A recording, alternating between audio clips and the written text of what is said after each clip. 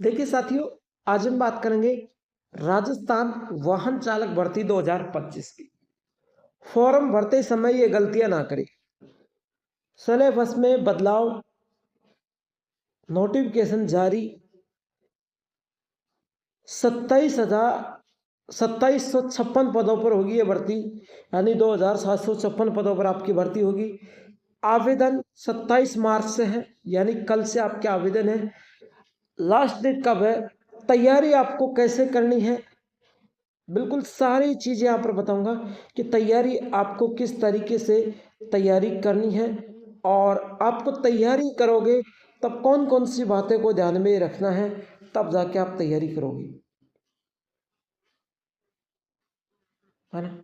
कौन कौन सी बातें आप यदि तैयारी करोगे तब ध्यान में रखना है, तो आप उस तरीके से आप तैयारी करना। ठीक है, तो साथियों वो बातें मैं बताऊंगा, और सिलेबस में क्या क्या बदलाव हुआ है, एक नोटिफिकेशन के माध्यम से संपूर्ण बातें जानेंगे। इसका नोटिफिकेशन साथियों जारी हो चुका है, तो इसी के माध्यम से अपन संपूर्ण बातें जानेंगे। तो एक बार क्लास को लाइक से जरूर करना, चैनल को सब्सक्राइब करके बेल आइकन को प्रेस करना।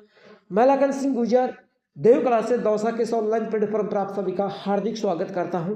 और ये जो राजस्थान वाहन चालक भर्ती है, इसका नोटिफिकेशन पर ले चलते हैं, पढ़ते हैं साथियों नोटिफिकेशन के माध्यम से। चलिए देखिए साथियों,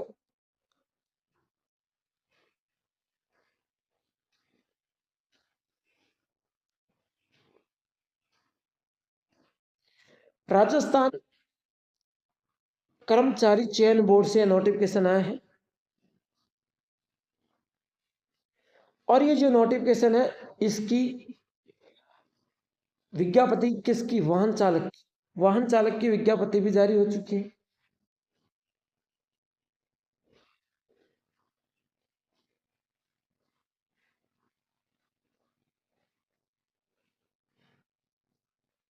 किसकी, वाहन चालक की, है ना।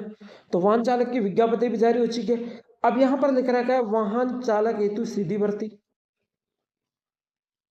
चलिए अब देखिए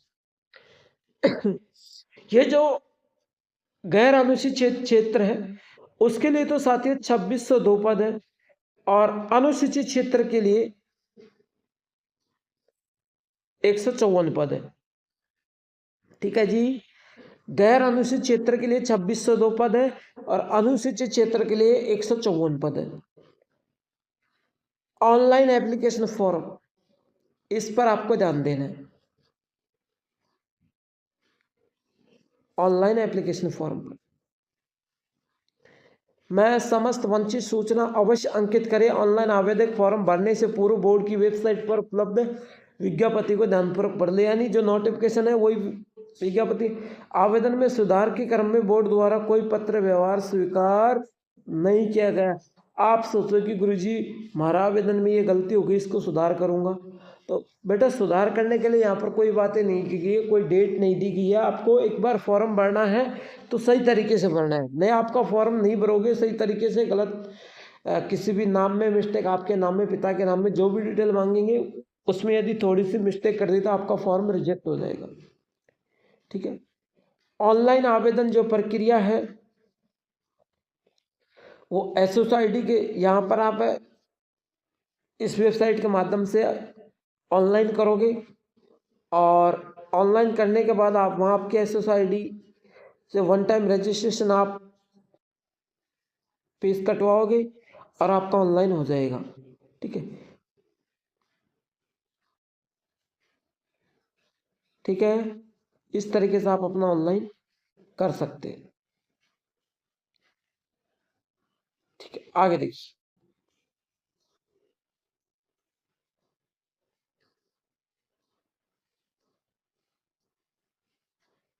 चलिए,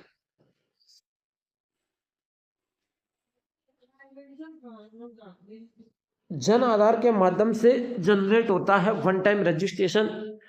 तो जन आधार के माध्यम से भी आप करवा सकते हैं, क्योंकि जन आधार कार्ड के माध्यम से ही यहाँ पर वन टाइम रजिस्ट्रेशन जो होता है वो जन आधार कार्ड के माध्यम से ही होता है। तो आप जन आधार कार्ड के माध्यम से भी ये वन टाइम रजिस्ट्रेशन कर सकते हैं।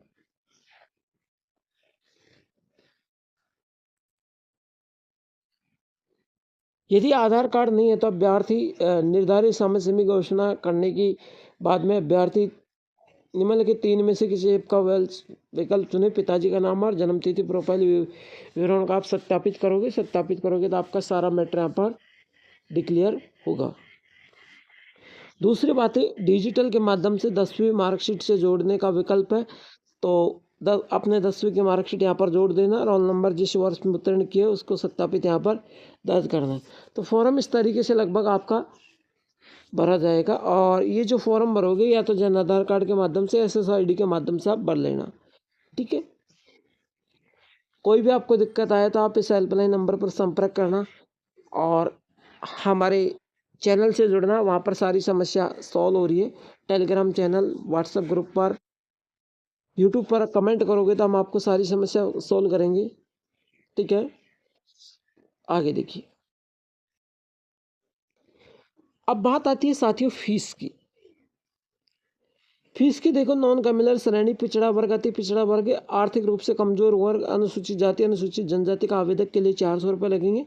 सामान्य और समस्त दिव्यांग हेतु 400 रुपये लगेंगे। यानी फीस समान है, किसी भी कैटेगरी में कुछ भी नहीं है। 400 रुपये, चाहे विकलांग हो चाहे सामान्य हो, 400 रुपये लगेंगे। आरक्षण आपको निम्न आपकी कैटेगरी अनुसार यहाँ पर दिया जाएगा, तो आप आरक्षण के बारे में देख सकते हैं, ठीक है। आगे देखिए, जो महत्वपूर्ण बातें हैं वो आपको मैं बताता जा रहा हूँ।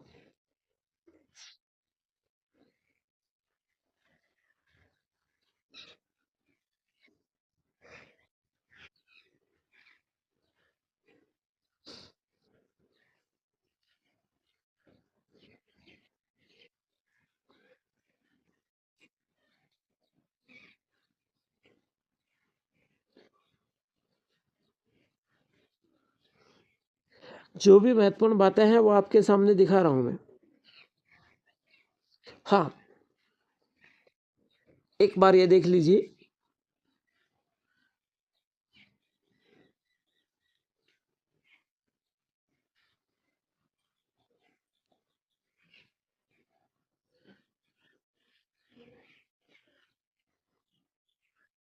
चलिए, ये एक साथियों अनुभव प्रमाण पत्र है।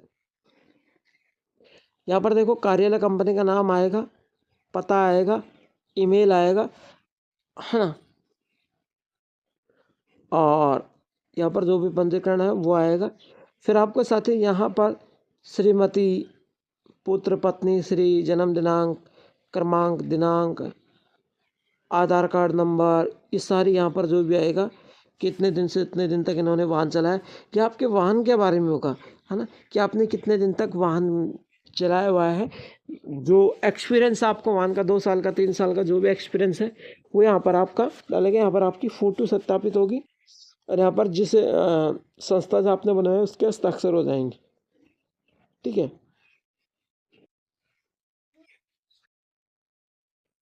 तो ये सारी बातें आप कर लोगे और इसको करने के बाद यहाँ पर ड्राइविंग टेस्ट, सेलेक्टर टेस्ट होगा। वो ड्राइविंग टेस्ट व्यावसायिक प्रकरण टेस्ट 100 अंक का होगा। जो ड्राइविंग टेस्ट होगा 70 अंक का और सिमुलेटर टेस्ट होगा 15 अंक का, ठीक है। सिमुलेटर टेस्ट कितने अंक का होगा? 15 अंक का। ड्राइविंग टेस्ट होगा वो 70 अंक का और सिमुलेटर टेस्ट होगा वो 15 अंक का। तो ये दोनों चीज़ों पर आपको ध्यान रखना है।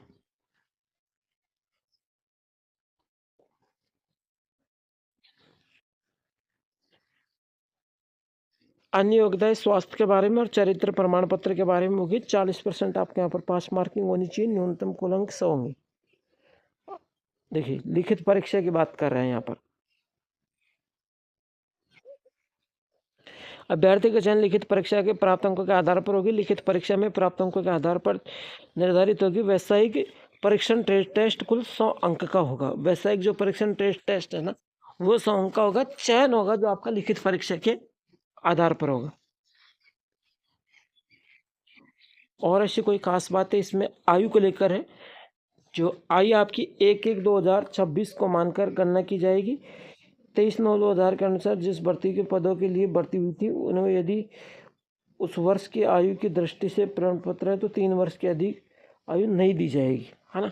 तो आयु की गणना 1/1/2026 को मानकर की जाएगी। आयु 18 से 40 वर्ष होनी चाहिए। ये देखो 18 से 40 वर्ष, ठीक है। आगे देखिए,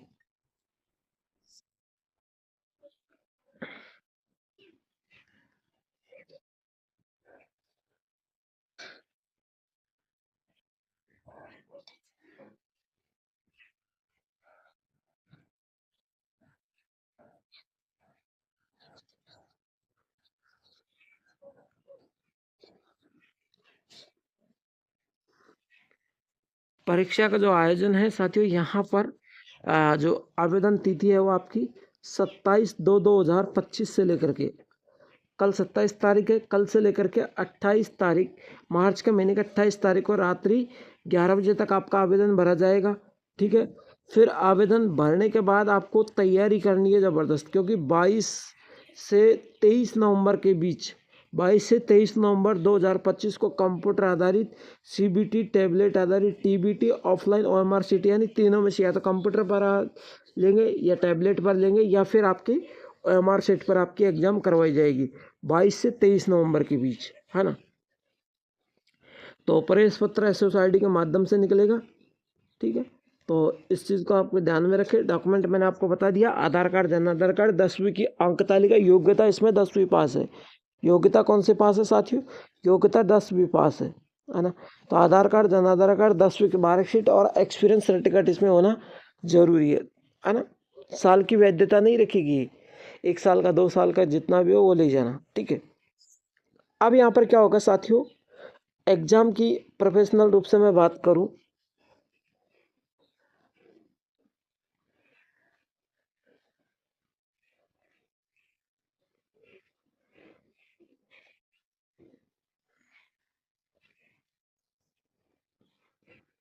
हाँ, एग्जाम से पहले साथियों फोटो की बात कर लेते हैं।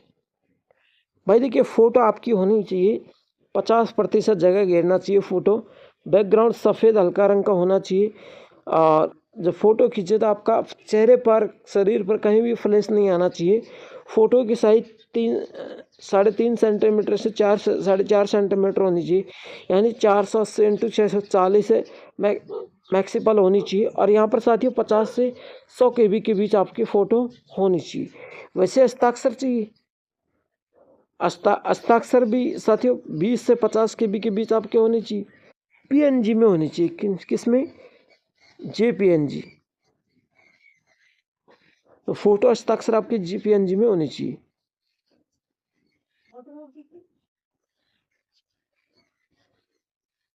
JPNG में होना चाहिए।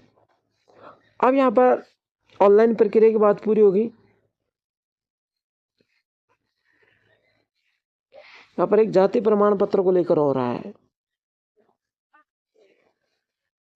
अनुसूचित जाति के लिए जारी किए गए जाति प्रमाण पत्र की अवधि जीवन पर्यटन होगी, जबकि OBC के लिए संबंधित प्रमाण पत्र एक बार ही जारी किया जाएगा, जो नॉन क्रिमिनल होने से संबंधित 3 वर्ष की विगत शपथ पत्र के अंत दी जाएगी, ठीक है।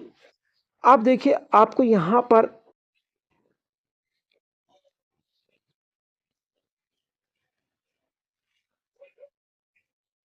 सिलेबस पर चलते हैं, थोड़ा सिलेबस पर ध्यान देते हैं।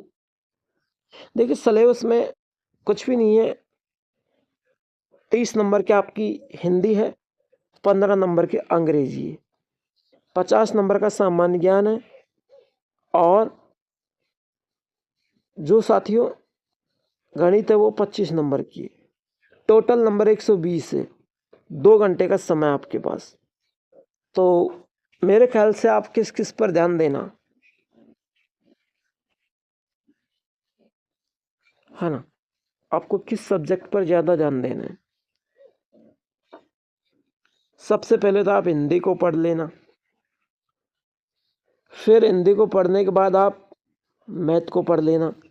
तो 30 और 25, 5 नंबर इसमें काट लीजिए। 5 हिंदी में तो आपके कटने ही नहीं चाहिए। तो 30 और 20 50, तो 50 नंबर का मैटर तो आप 120 में से ये कर दोगे, हिंदी और गणित को लेकर के। फिर आता है 120 नंबर का पेपर है। फिर आता है अपने जीके। जीके कितने नंबर का आता है? जीके आता है साथियों 50 नंबर का। बिल्कुल 50 नंबर का जीके आता है, जिसमें भूगोल आती है, इतिहास, कला, सांस्कृतिक, भारत का संविधान, विज्ञान भी आएगी, समसामयिक घटनाएं, बेसिक कंप्यूटर, ये आएंगी, है ना। अब राजस्थान जी के संविधान को छोड़ करके आप राजस्थान जी के जो समसामयिक, करंट है, विज्ञान है, बेसिक कंप्यूटर है, इसमें 50 में से यदि साथियों आप 30 नंबर भी खींच लाते, कितने? 30, तो कितने हो जाते हैं? 80 नंबर। और यदि आप 10 नंबर यहां से इंग्लिश से लेकर आते हैं तो कितने हो जाएंगे? टोटल 90 नंबर हो जाएंगे। तो 90 नंबर पे से तो आप पास हो सकते हो, क्योंकि यहां पर जो 120 नंबर का पेपर है, हो सकते हो पास? नहीं, पेपर 120 में फिर भी आपके 30 नंबर कट रहे हैं।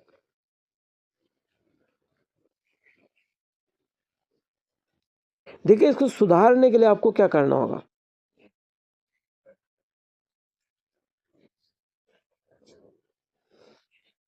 आपको हिंदी, गणित पूरी कोशिश करनी है ना, नंबर लाने की। हिंदी में तो आप लाओगे, गणित में 5 कम आएंगे, लेकिन जो जीके का वेटेज है, ये इसमें जितने भी सब्जेक्ट हैं, इसमें आपको साथियों 30 की जगह 40-45 नंबर लाना जरूरी है।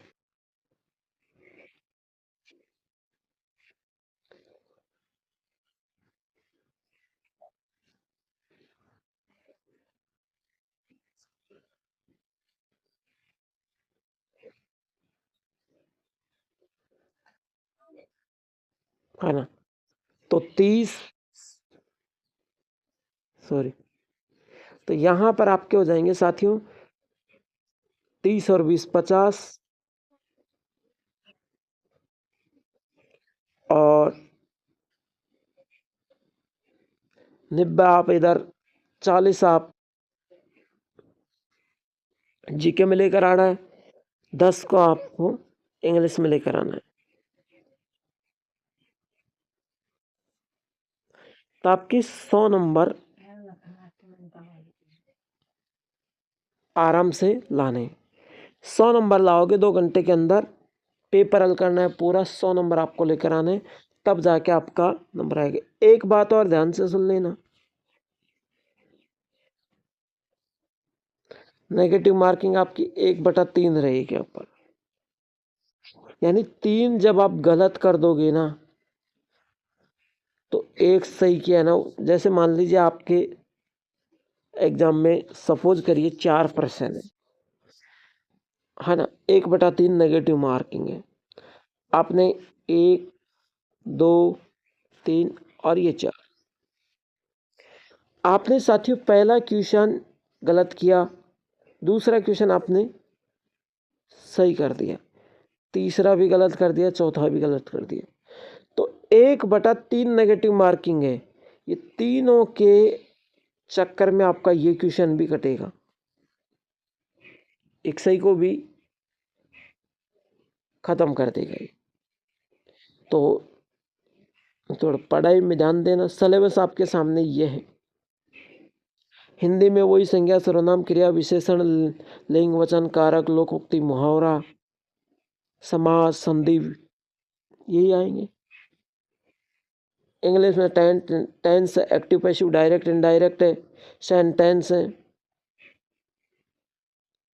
ना, एंटोनमी, सेंटोनमी,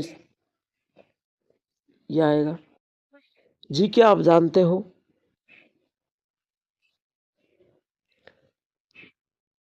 मैंने आपको सब्जेक्ट बता दिया, नोटिफिकेशन में डाल दूंगा, वहाँ से आप सिलेबस देख लेना, है ना। इस तरीके से आएगा पूरा सिलेबस। मैथ में तो देखो, मैथ की बात करो, इम्पोर्टेंट है मैथ। मैथ तो समावर्त, लघुत्तम समावर्त, औसत लाभ हानि प्रतिशत, साधारण ब्याज, चक्रवर्ती ब्याज, अनुपात, समानुपात, साझा, समय, कार्य, समय, चाल, दूरी, आंकड़ों का चित्रण, यह आपके मैथ में आएगा।